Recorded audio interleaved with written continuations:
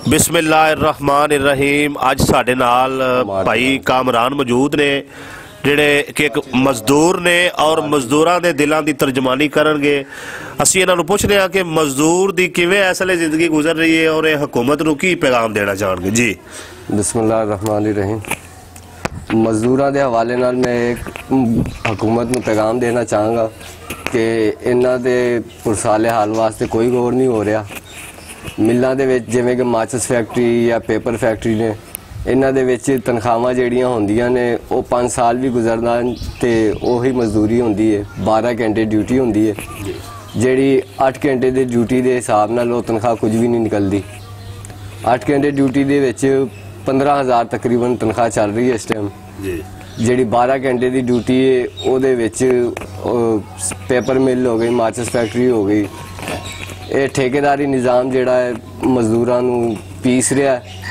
ये बारे दे विच कोई नहीं अमल आ रहा और मजदूर दिन ब दिन परेशान ने। जो मजदूर मजबूर होंदे ने ठेकेदार उन्हां नूं घर एडवांस फड़ा के उन्हां दा राशन पानी पूरा करके उन्हां नूं नाल लै जांदे ने। वो मजबूर होंदे ने।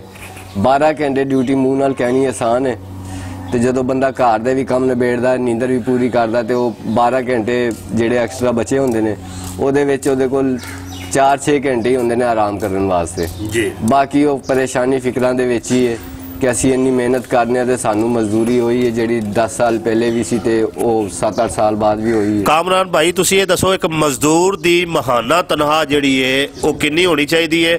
और मैं हुकूमत अगे ये भी इस वेले गुजारिश करांगा कि 12 घंटे की बजाय तमाम जिहड़ियां फैक्ट्रियां ने उत्थे ड्यूटी 8 घंटे की जाए। 8 घंटे तो उत्ते हरगज ड्यूटी ना होवे और कम अज कम तनख्वाह कितनी होनी चाहिए तुसीं दसो। देखो जी ड्यूटी भावें 8 घंटे होवे ते भावें 12 घंटे होवे जी।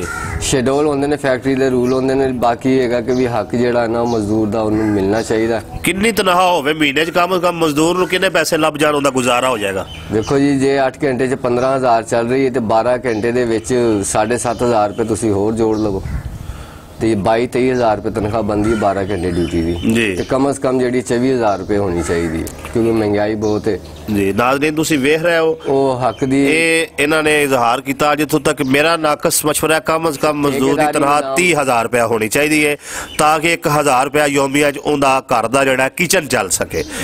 1,000 रुपये इस दौर सिर्फ इंसान जोड़ा वो सादा सब्जी लिया के खा सकता है, वो खर्चे पूरे नहीं होंगे है।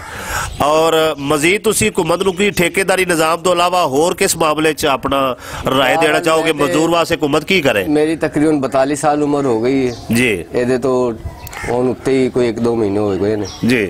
तो मैं तो यही वेख रहा कि भी ठेकेदारी निज़ाम है ना वो मजदूर दे हक च नहीं है जी। फैक्ट्रियां वाले अपनी जिम्मेदारियां ठेकेदारां नूं दे देंदे ने। ठेकेदार जिहड़े ने वो मजदूरां मजबूर मजदूरां नूं वेख के ले आंदे ने जी। जिहड़ा घर दा सर्कट चल रहा हुंदा वो तनख्वाह वेख के वो ते नहीं जांदा उधर जी। वो कहंदा मैं दाबड़ा चुक लांगा वो वारे च जी। 8 घंटे ड्यूटी करके 800 ले आंदा है। यानी तुहाडा एक हुकूमत का मुतालबा है कि 12 घंटे ड्यूटी करके 600 नहीं लिया रहे। ठेकेदारी निज़ाम खत्म होना चाहिए, खत्म होना चाहिए है। हर महकमा ही जिहड़ा ना तकरीबन ठेकेदारी निज़ाम से आ गया। गवर्नमेंट ही महकमे भी ठेकेदारी निज़ाम चले गए। महंगाई के हवाले नाल तुसीं की समझदे हो कि महंगाई अगे नालों ज्यादा हुई है? महंगाई तो वक्त के नाल नाल फिर होंदी रहिंदी है।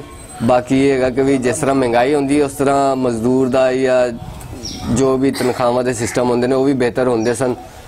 वो नहीं हो रहा है, वो नहीं हो रहे तकरीबन 10-15 साल तो जी बेहतर ना कोई जी। असी हाल नहीं जी। बहुत शुक्रिया कामरान भाई, तुसी अपना टाइम दिता सानू और मजदूरां दे दिलां दी तर्जमानी की।